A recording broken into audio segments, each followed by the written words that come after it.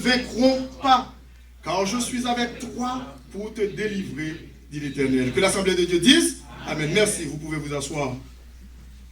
Écoutez, ça c'est un très beau chapitre. L'appel ou la vocation de Jérémie était un grand prophète de l'Éternel dans l'Ancien Testament.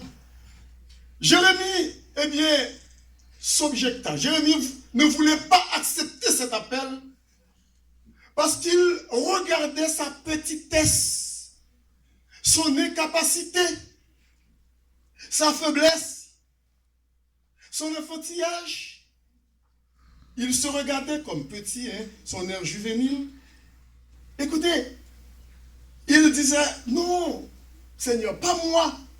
Je ne suis pas qualifié. Je ne suis qu'un enfant. D'ailleurs, je ne sais pas parler. Je ne peux pas présenter le message au peuple. Je ne suis pas un orateur. Comme on dit en anglais, speaker. Je n'ai pas ce talent-là, ce don de communiquer. L'Éternel dit, Jérémie, arrête tout ça. Ne dis pas que je suis un enfant. Mais c'est moi qui t'ai créé. Amen. Fort souvent, nous voulons nous défendre, venir avec des objections que nous ne sommes pas capables. Mais Dieu le savait déjà. Mais pourquoi il nous a choisis alors qu'il ne nous connaissait parfaitement bien? Mais s'il nous a choisis parce qu'il le veut, et c'est lui qui va faire le travail. Est-ce que vous êtes là? Si Dieu nous a choisis pour porter son message, le message de l'évangile, il ne faut pas trembler. Parce que lui, il va nous faire trembler. Et Jérémie se considérait comme incapable. C'était l'obstacle de Jérémie. Il y avait plusieurs obstacles qu'il a soulevés de lui-même. Eh bien, Dieu lui avait dit au verset 5, Jérémie, écoute Jérémie, avant que je t'eusse formé dans le sein de ta mère, je te connaissais. Est-ce que Dieu ne nous connaît pas? Chacun de nous. Est-ce qu'il ne connaît pas nos faiblesses? Oui.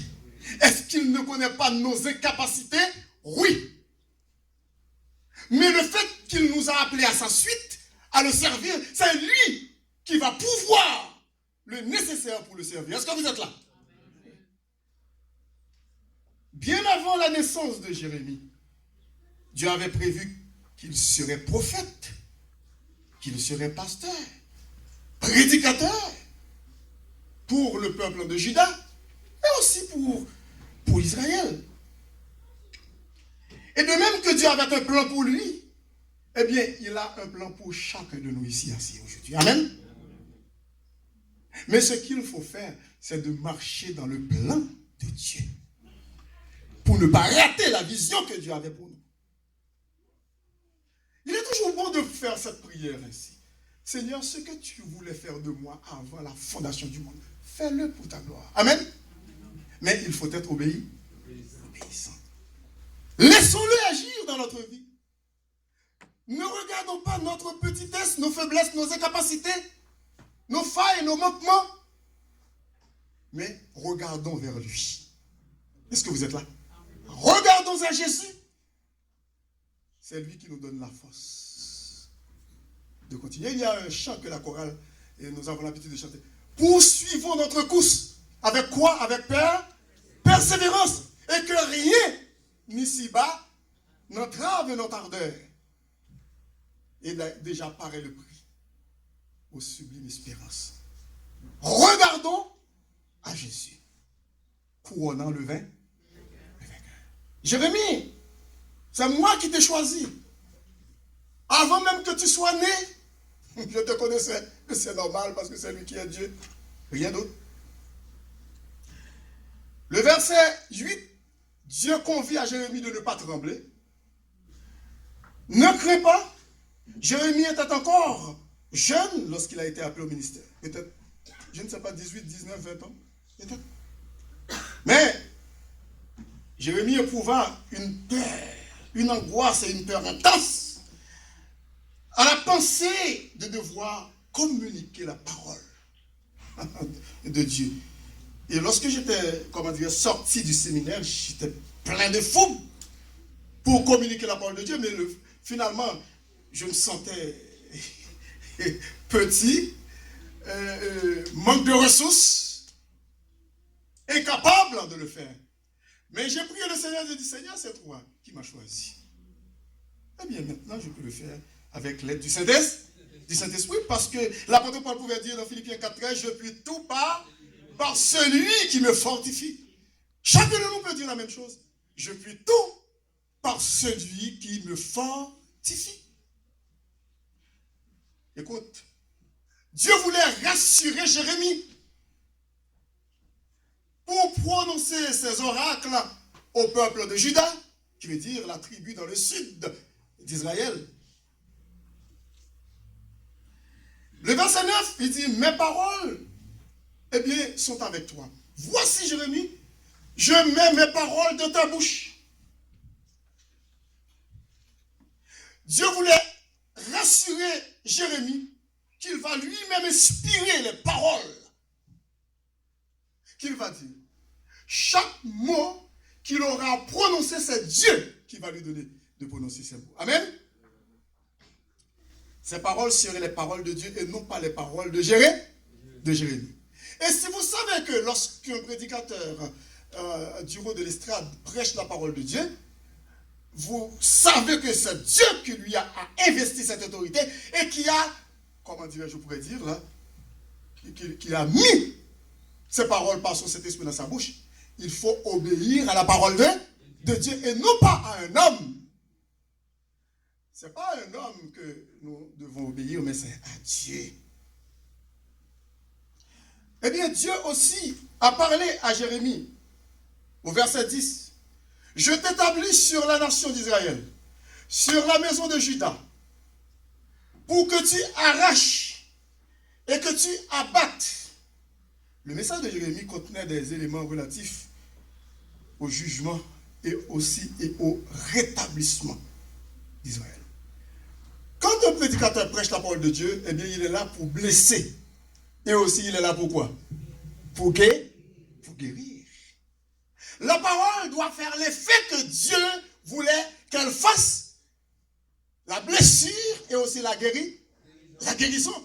Tout dépend de la manière dont vous allez recevoir la parole. Si vous ne voulez pas intercepter ce message de la parole de Dieu, vous serez toujours blessé. Vous ne serez jamais guéri. Mais lorsque vous savez que c'est Dieu qui vous envoie cette parole, c'est Papa Sollevel, eh bien vous allez recevoir cette parole comme venant de Dieu pour vous blesser et aussi pour vous guérir. Jérémie est là pour arracher, pour abattre, mais aussi pour planter, pour bâtir. Écoutez, le verset 11, Dieu a fait voir à Jérémie une vision. Laquelle vision? C'est que Jérémie a vu une branche d'amandier.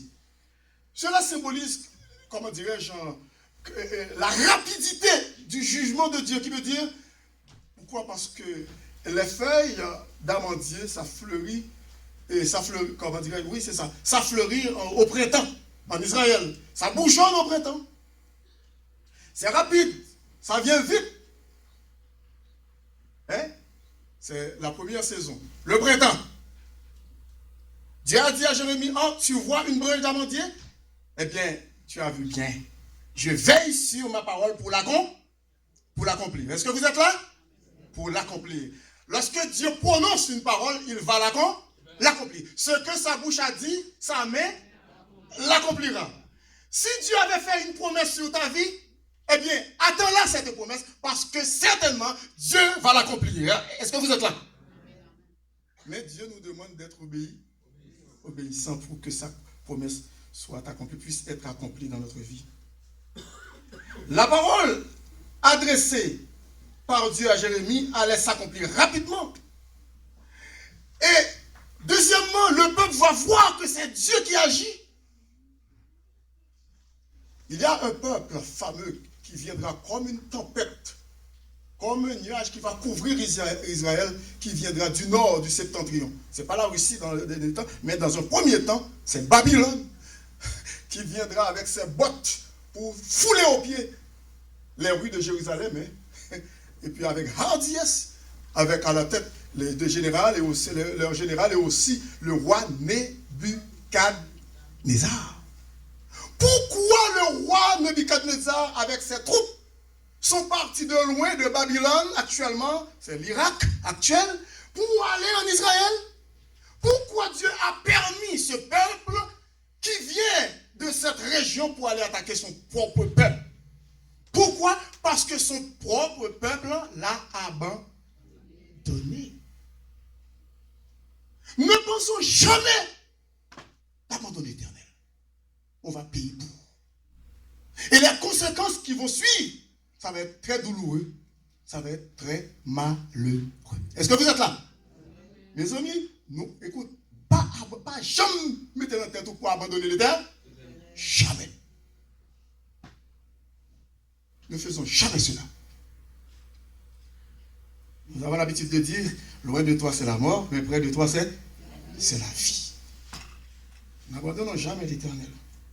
Écoutez, le peuple de Juda a abandonné. Ce n'est pas seulement le peuple de Juda qui a abandonné l'Éternel dans le sud, mais Israël dans le nord aussi, les 10 tribus ont abandonné Dieu. Ils se sont mariés avec d'autres nations. Ça donnait naissance aux Samaritains.